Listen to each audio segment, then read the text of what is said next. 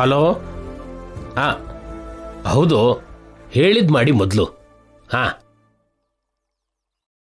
Nani sir, ಹೇಳಿ. Divya ಮೇಡಮ್ಗೆ personal ಆಗಿ ಇಬ್ರು ಸ್ಪೆಷಲ್ ಸೆಕ್ಯೂರಿಟಿ ಬೇಕು ಅಂತ ಹೇಳಿದ್ರಲ್ಲ, ಅವರು ಬಂದಿದ್ದಾರೆ.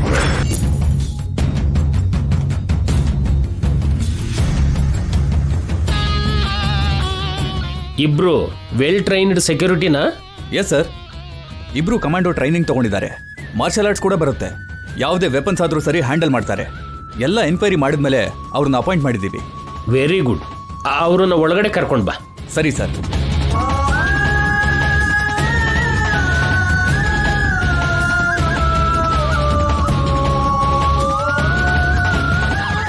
ಅಜ್ಜಿ, ನೀವು ಹೇಳ್ದಾಗಿ ಇಬ್ರು ಸ್ಪೆಷಲ್ ಸೆಕ್ಯೂರಿಟಿ ಬಂದಿದ್ದಾರೆ.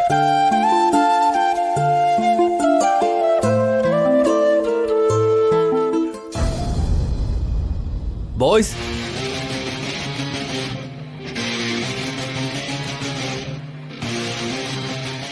ಚಂದ್ರಿಕಾ, ಇವಾಗಿರೋ ಸೆಕ್ಯೂರಿಟಿ ಸರಿ ಹೋಗಲ್ಲ ಅನ್ನೋ ಹಾಗೆ. ಮತ್ತು ಇಬ್ರ ಅವರು ಇವ್ರಿಗಿಂತ ಪವರ್ಫುಲ್ ಏನೋ.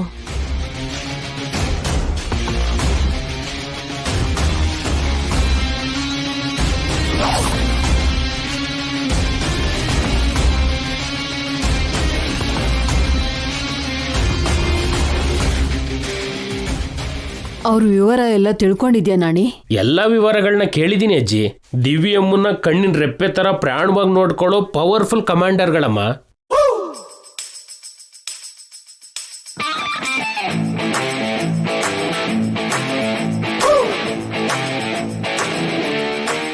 ಒಳಗಡೆ ಬನ್ನಿ. ಗೇಟ್ ಓಪನ್ ಮಾಡು.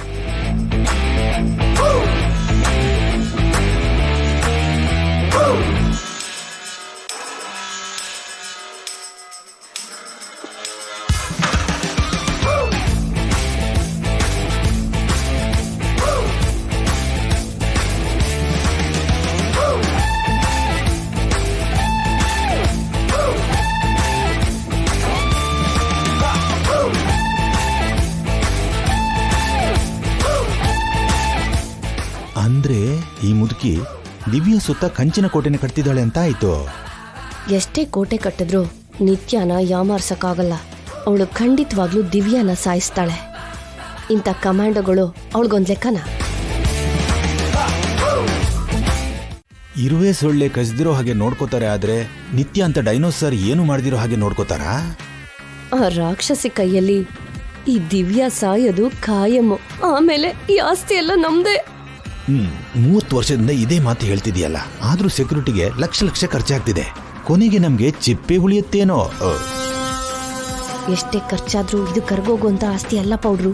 ಸಮುದ್ರದಿಂದ ಒಂದ್ ಚಮಚ ನೀರ್ ತಗೊಂಡ್ರೆ ಸಮುದ್ರ ಕರ್ಗೋಗುತ್ತಾ ಏನು?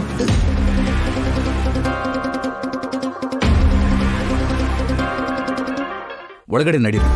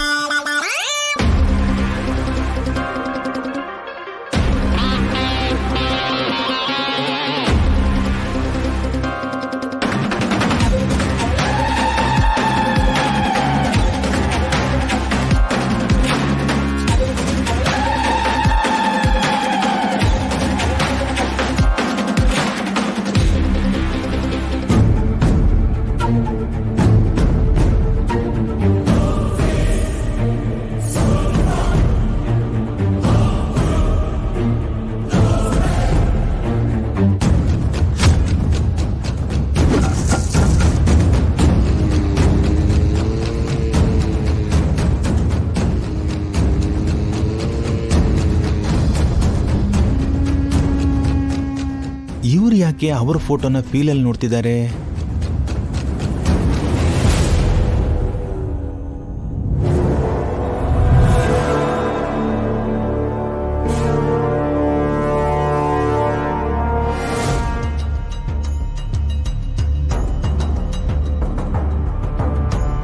ಅವರು ಇವ್ರನ್ ಕೂಡ ಫೀಲಲ್ಲಿ ನೋಡ್ತಿದಾರಲ್ಲ.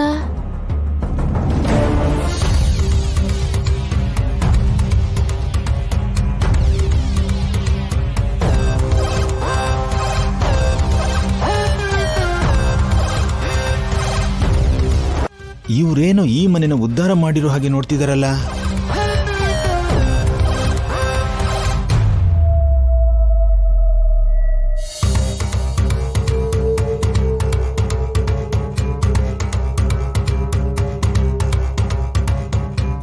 ನಾವೇನೋ ದೋಚ್ಕೊಂಡ್ ತಿಂದಿರೋ ತರ ನೋಡ್ತಿದ್ದಾನಲ್ಲ. ಇವರೇ ಸರ ಇಬ್ರು.